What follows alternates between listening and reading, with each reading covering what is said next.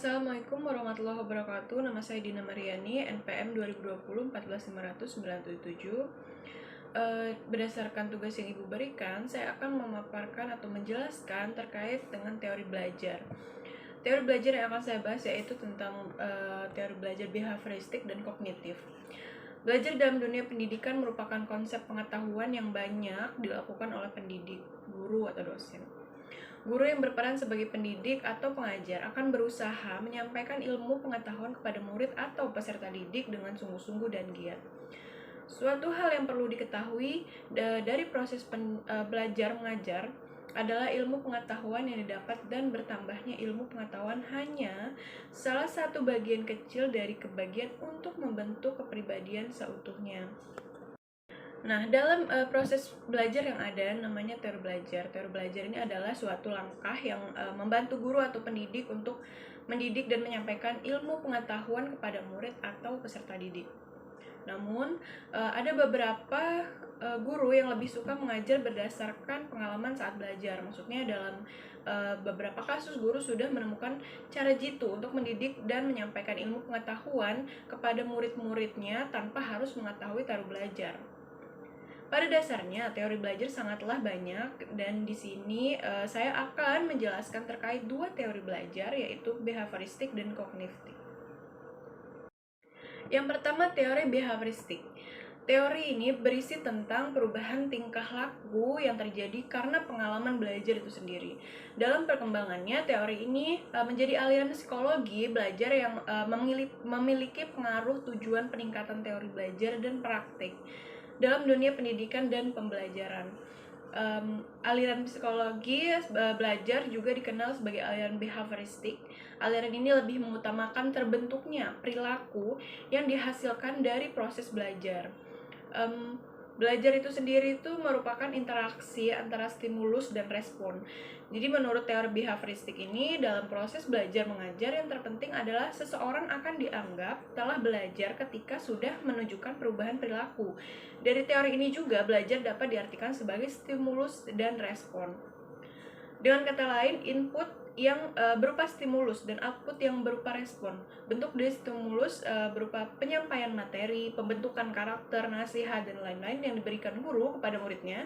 Sementara bentuk dari respon merupakan reaksi atau tanggapan dari murid atau peserta didik terhadap stimulus yang diberikan oleh guru atau pendidik tersebut. Oke, selanjutnya beberapa hal yang harus diperhatikan saat menerapkan teori behavioristik ini dalam proses belajar mengajar. Nah, ini pertama, perhatian guru kepada peserta didik sangat penting untuk dilakukan. Kemudian lingkungan belajar harus diperhatikan, mengutamakan pembentukan tingkah laku dengan cara latihan dan pengulangan. Proses belajar mengajar harus dengan stimulus dan respon. Kemudian yang kedua, tadi saya menjelaskan tentang behavioristik. Terus yang kedua sekarang tentang kognitif atau kognivistik. Nah, teori ini dipandang sebagai suatu usaha untuk mengerti sesuatu. Nah, usaha untuk mengerti sesuatu ini dilakukan oleh siswa dengan mencari pengalaman atau mencari informasi, memecahkan masalah, dan mencermati lingkungan sekitar. Teori ini dilakukan mengutamakan proses belajar daripada hasil belajar itu sendiri. Menurut teori kognitistik ini, ilmu pengetahuan dibangun dalam diri seorang melalui proses interaksi yang berkesinambungan dengan lingkungannya. Secara singkat, menurut teori belajar kognitif, belajar merupakan proses secara singkat, menurut teori belajar kognitif, belajar merupakan proses perubahan persepsi dan pemahaman. Dengan kata lain, belajar itu tidak harus berbicara tentang perubahan tingkah laku atau sikap yang diamati. Setiap orang memiliki pengalaman dan pengetahuan yang berbeda-beda dan tertata rapi dalam bentuk struktur kognitif.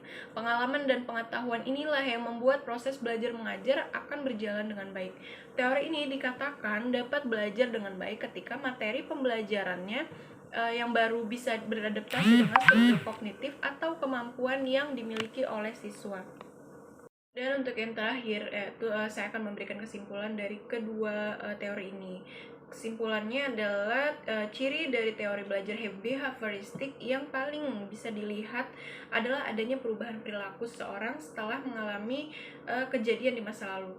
Seseorang dinyatakan belajar jika merespon suatu kejadian dan menjadikannya sebuah pembelajaran untuk tidak menggunakan respon yang sama di masa depan. Artinya tidak mengulangi lagi di kemudian hari gitu ya, setelah menggunakan teori ini untuk menghindari akibat yang pernah dialaminya. Sebagai contoh implementasi teori belajar behavioristik dalam dunia pendidikan, misalnya penerapan hukuman saat siswa melanggar peraturan sekolah gitu. Kemudian teori kognitivistik ini mengenal konsep bahwa belajar adalah hasil interaksi yang terus-menerus antara individu dan lingkungan melalui proses asimilasi dan akomodasi.